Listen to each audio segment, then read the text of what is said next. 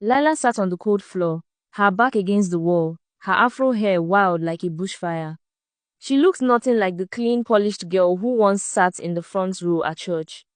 Her clothes were torn, her nails long, her eyes still sharp stared into the dark like she was waiting for something. Or someone. The room was small with no windows. Just a tiny light bulb that blinked sometimes like it was tired. She hadn't seen the sun in years. She didn't even know how many years had passed. All because she refused the tea. It started when she turned 13.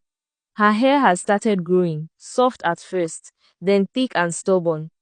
But her parents weren't happy. The tea they gave her every morning had stopped working. She began to spit it out when no one was looking. Then she refused it altogether. That was when everything changed. The whispers became louder. Her mother stopped talking to her. Her father grew cold.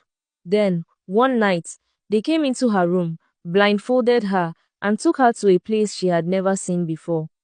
A room behind the mansion, hidden behind the servant quarters. That's where she had lived ever since. In the main house, everything still looked perfect. The lights still turned on at 7. The Macores still showed up at church. Still bold, smiling and respected.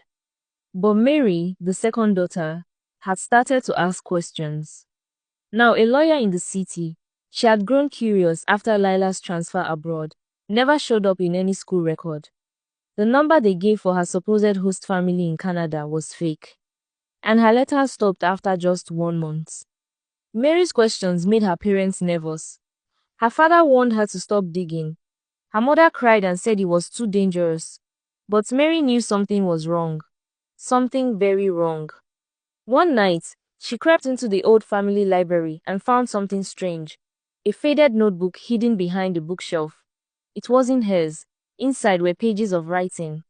Notes about herbs, blood, rituals, and a strange signature. MM. She took a picture of the last page before the light suddenly went out. In the silence, she heard a soft voice behind her whisper. They made a pact, long before we were born, and I think Lila broke it.